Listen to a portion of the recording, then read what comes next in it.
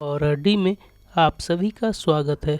दोस्तों, अगर आप इस चैनल पर नए हो तो इस चैनल को सब्सक्राइब कर लीजिए और जाकर हमारी दूसरी कहानी भी ज़रूर सुनिए। आप सबको बहुत ही मज़ा आएगा। तो दोस्तों, बढ़ते हैं कहानी की ओर। दोस्तों, आज की जो कहानी है वो रमेश जी की है। रमेश जी कहते हैं, आज जो घटना आपको बताने जा रहा हूँ वह मेरे साथ 2019 में घटी, जब उस समय पूरे देश में लॉकडाउन लगा हुआ था। दरअसल हुआ ये था, एक शाम मैं अपने रूम में बैठकर टीवी देख रहा था। मम्मी बोली, अरे सब्जी ख़त्म हो गया, आज बाज़ार लगा होगा क्या। दोस्तों, उस समय हमारे यहाँ हफ्ते में सिर्फ एक ही बाज़ार लगता था, वो भी जगह बदल बदल कर। अगर आज इस हफ्ते इस सड़क के किनारे लगा होगा तो अगले हफ्ते स्कूल के ग्राउंड में लगेगा। लेकिन आज कहाँ लगा था मुझे पता नहीं था, तो मैंने अपने दोस्तों को फ़ोन किया। तब पता चला इस बार बाज़ार नदी के किनारे लगा है। मैंने मम्मी को बोला, पैसा दे मम्मी, सब्जी ले आता हूँ। मम्मी ने मुझे 250 रुपये दिए और बोली, प्याज थोड़ा ज़्यादा ले आना। मैं साइकिल में सब्जी लाने का झोला रखा और निकल गया बाहर। नदी लगभग मेरे घर से आधे किलोमीटर की दूरी पर था। मैं जब घर से निकला तो पूरा रास्ता खाली था। एक या दो लोग बस दिख रहे थे, जो कि अपने घर की खिड़की से बाहर सड़क पर झांक रहा था। मैं साइकिल चलाते हुए एक गली से गुजरा, तभी ठीक सामने अचानक से एक बूढ़ी औरत आ गई। मैं झट से साइकिल का ब्रेक लगाया और मैं गुस्से से बोला, अरे आगे पीछे देखकर चला करो, ब्रेक नहीं लगाया होता तो अभी हॉस्पिटल पहुंच जाती। बूढ़ी औरत मेरी बात सुनकर मुस्कुराई और लड़खड़ाते जवान से बोली, अभी अभी तो हॉस्पिटल से ही आया हूँ। मैं बोला, ठीक है हटो। बूढ़ी औरत बगल हो गई। मैं साइकिल चलाता उससे पहले ही वह बोली, बाजार जा रहा है, मेरा भी एक सामान ला देगा। उसकी यह बात सुनकर मैं गुस्से में बोला, नहीं मेरे पास जगह नहीं है। मैं आगे बढ़ गया, लेकिन कुछ दूर जाते ही मैं फिर से रुका। वापस बूढ़ी औरत के पास आया और पूछा, बताओ क्या लाना है। वो फिर मुस्कुराई और बोली, बेटा बहुत दिन से मैं बिस्किट नहीं खाया, मेरे लिए थोड़ा बिस्किट ला देगा। मैं बोला, क्या दादी, दाल चावल सब्जी के बजाय आप बिस्किट खाओगी? क्यों, घर पे कोई खाना बनाने वाला नहीं है क्या? वह बोली, जाना बेटा ले आना। ठीक है, पैसे? मैं पूछा। तभी बूढ़ी औरत अपना माथा खुजलाते हुए सोचने लगी, पैसा कहाँ रखा मैंने। फिर अचानक बुढ़िया चिल्लाई, अरे हाँ याद आया, इधर आना। वह मुझे एक घर के बाहर लेकर गई और बोली, ये फूल का गमला हटाओ। मैं फूल का गमला हटाया तो वहाँ नीचे 500 1000 के 4-5 नोट पड़े हुए थे। मैंने 500 का एक नोट उठाया और फिर फूल का गमला वापस वहीं रख दिया और बोला, क्या दादी, इस उम्र में भी पैसा छिपाती हो, कमाल है। फिर मैं पूछा, कितना लाऊं? वह बोली, इतना ला दो कि मुझे एक हफ्ते तक चल जाए। मैं बोला, ठीक है, मैं आधे घंटे में आता हूँ। मैं नदी किनारे बाज़ार पहुँचा और अपनी सब्जी खरीदी। जब मेरा सामान हो गया तो मैं दादी के लिए उस 500 नोट के बिस्किट खरीद लिए।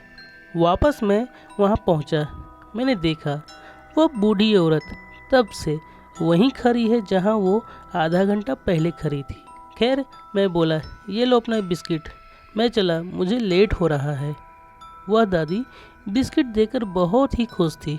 वह बोली, इसे दरवाजे पर जो कील लगा है उस पर टांग दो। मैं बिस्किट के थैले को उस कील पर टांग दिया और घर आ गया। अगले हफ्ते फिर मैं सब्जी के लिए घर से निकला। इस बार बाजार खुला मैदान में लगा था। मैं फिर उस गली में पहुंचा। जैसे ही गली को पार करने वाला था, तभी पीछे से वही बूढ़ी औरत की आवाज़ आई, रुको बेटा, फिर बाजार जा रहे हो क्या? मैं साइकिल रोका, गर्दन पीछे घुमाया और बोला, हाँ जा रहा हूँ। आज भी कुछ लाना है क्या? बूढ़ी औरत मायूस होकर बोली। उस दिन जो बिस्किट लाया था वो कम पड़ गया था बेटा, आज तुम ज़्यादा ला देगा क्या मेरे लिए? मैं बोला हाँ ला दूँगा। बोलिए कितने का लाऊं? बूढ़ी औरत बोली 1000 रुपये का ला दे। ठीक है ला दूँगा। पैसा? वह बोली जहाँ पहले था वहीं पर है। मैं फिर उस जगह से पैसे उठाया और बाजार की ओर चला गया। इस बार तो बिस्कुट के झोले बहुत ही बड़े हो गए थे और भारी भी। फिर भी मैं ले ही आया और जाकर फिर वही दीवार पर लगे कील में टांग दिया और घर आकर मम्मी को सब्जी दे दिया। लगभग 1.5 महीने तक हर हफ्ते वह बूढ़ी औरत मुझे मिलती और मैं उसके लिए बिस्किट ला दिया करता। एक दिन मैं फिर वहाँ से गुजरा, लेकिन इस बार उस गली में एम्बुलेंस पुलिस की गाड़ी पहुँची हुई थी। पुलिस की गाड़ी देखकर मैं कुछ देर पीछे ही रुक गया, क्योंकि उस समय किसी का भी यूं ही घर से बाहर निकलना अलाउ नहीं था। कुछ देर बाद मैं वापस घर लौट गया और मम्मी को बता दिया कि वहाँ पुलिस था, इसलिए जा नहीं पाया। अगली सुबह पड़ोस से पता चला उस गली में एक बूढ़ी औरत अपने घर में 1-1.5 महीने से मरी पड़ी थी और वहाँ के लोगों को पता भी नहीं था। कल जब पता चला तो पुलिस लाश को उठाकर ले गया। ये सब सुनकर तो घबरा गया।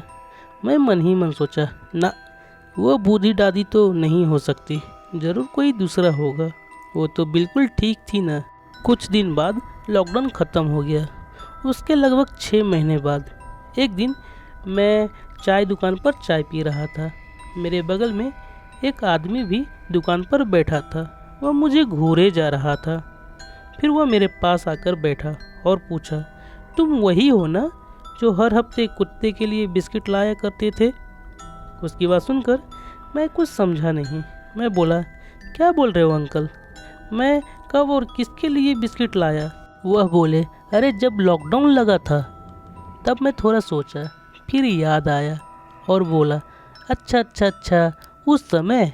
अरे मैं कुत्ते के लिए नहीं लाता था। वह बूढ़ी दादी जो थी वह मुझसे बिस्किट मंगवाया करती थी, लेकिन पता नहीं वह इतने बिस्किट का क्या करती होगी। वह आदमी आश्चर्य में पड़ गया और बोला, बूढ़ी दादी? लेकिन मैं तो तुम्हें वहाँ अकेले देखता था, तुम्हारे साथ तो मैं किसी को भी कभी नहीं देखा। मैं बोला, क्या सच में आपने किसी को भी मेरे साथ नहीं देखा? वह बोला, ना तो किसी को भी तुम्हारे साथ नहीं देखा। बस तुम्हारे जाने के बाद शाम को मोहल्ले के 10-15 कुत्ते वहाँ आ जाते और तुम जो बिस्किट रख के जाते वह दीवार से अपने आप नीचे गिर जाता। फिर कुत्ते आराम से बिस्किट खाकर वहाँ से चले जाते। मैं बोला, अरे अंकल क्यों बच्चे को डरा रहे हो? एक बात बताओ, जहाँ मैं बिस्किट रखता था उस घर में एक बूढ़ी दादी रहती है कि नहीं? वह बोला, रहती है नहीं, रहती थी। तुम जब बिस्किट देते थे 1.5 महीना पहले ही उनका निधन हो गया था। 1.5 महीने तक लाश घर के अंदर ही पड़ी रही। बाद में पुलिस लाश को लेकर गया। उसकी यह बात सुनने के बाद मुझे समझ आया उस समय मेरे साथ क्या हुआ था। तो दोस्तों, ये थी आज की हमारी कहानी। उम्मीद करता हूँ आप सबको बहुत ही मज़ा आया होगा। वीडियो अच्छी लगी है तो प्लीज़ इस वीडियो को लाइक कीजिए, शेयर कीजिए और हमारे इस चैनल को सब्सक्राइब कीजिए। चलिए मिलते हैं अगले वीडियो में।